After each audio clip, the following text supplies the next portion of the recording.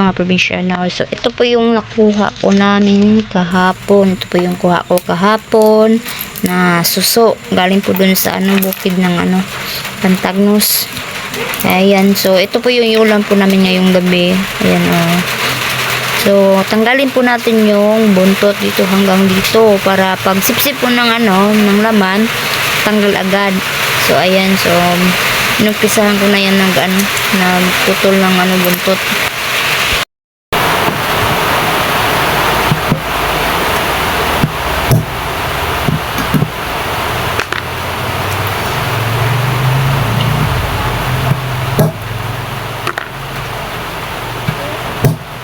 A few moments later. So, mga probinsyano. So, naghiwa po tayo ng ating sangkap. So, yung gagawin ko po, gigisahin ko po yung mga sangkap, yung bawang, luya, tsaka ito, sibuyas. So, ayan, maghiwa muna tayo.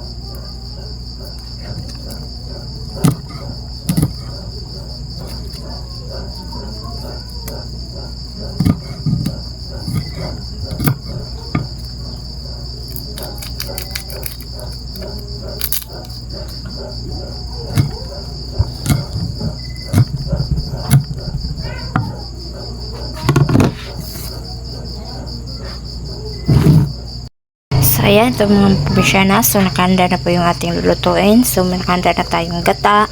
So, yung suso. So, ito yung sangkap. So, iba't ibang klase po yung pagluluto po sa suso. So, yung iba-iba yung technique nila kung anong unan lang gagawin. Kaya yung sa akin naman, gigisahin ko yung sibuyas, bawang, tsaka luya bago ito ilagay. Tapos, pag na medyo na na po yung suso, so ilagay din natin yung gata. So, tara.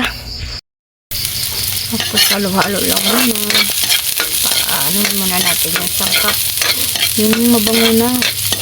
Ayan. So, ayan pwede nang ilagay natin yung suso.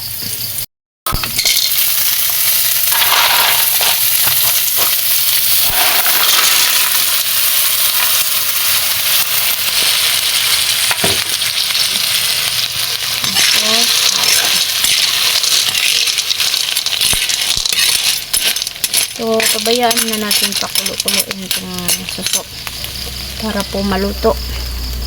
Ito na. Ayan.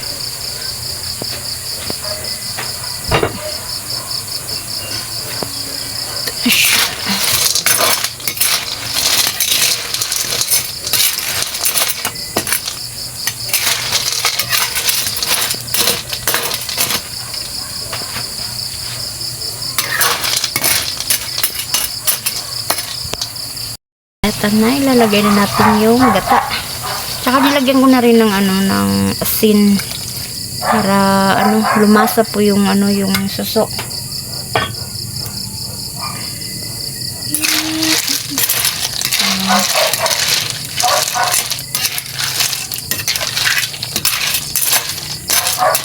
Yan, so kulo muna din. Takpan muna natin uli.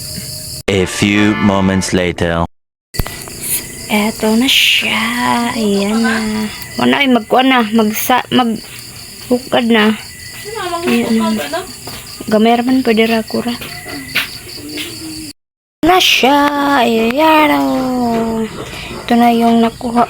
So, doon sa bukid o. Sarap ulam. Ini.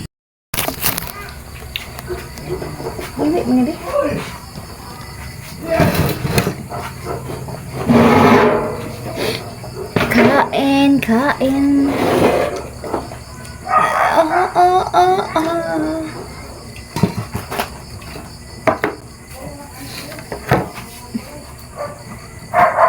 Sup-sup tak ni ron sup-sup.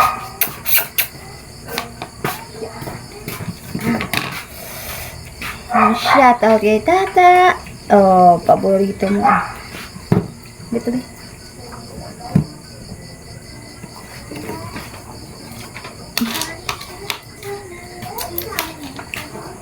Sarawite. Si, go Sarawite.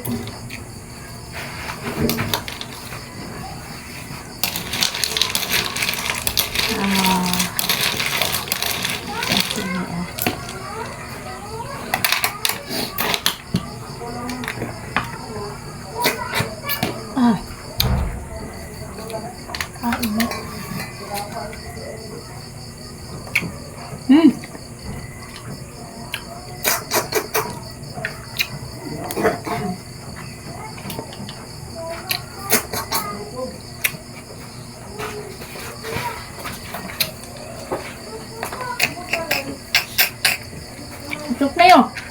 Ha? Adik ko. Hindi na mahilig na kung ganito kausap.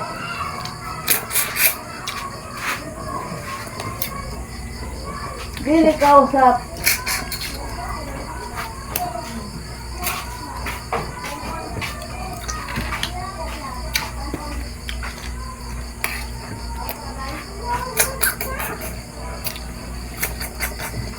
Diskut hina tamsuk.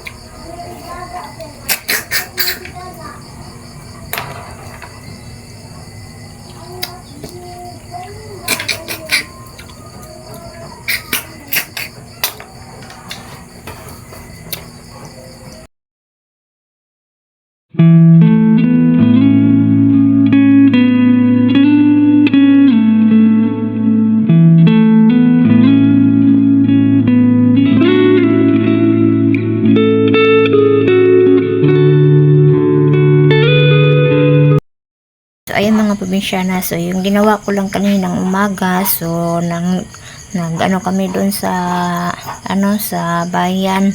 Nagtinda po kami ng aming paninda na kakanin. Doon sa bagsakan ni lang namin. Yung binantayan lang namin yung sumisita sa amin na bawal doon daw magtinda. So, pag nandyan na yung sumisita sa amin, so maalis kami dun sa lamesa ni Ate Rosalie. So ayan, so hindi naman pumunta po yung yung dun, yung nagbabantay, kaya doon kami sa lamesa ni Ate Rosalie nakilagay lang din sa sa aming paninda. So, ayan. So, naubos naman. So, maraming salamat kay Lord na mabilis na ubos. Bandang mag-alas 11 po, ubos na po yung aming paninda ni nanay. So, ayan. So, maraming salamat mga probinsyana. So, mga viewers, subscriber, ayan, maraming salamat.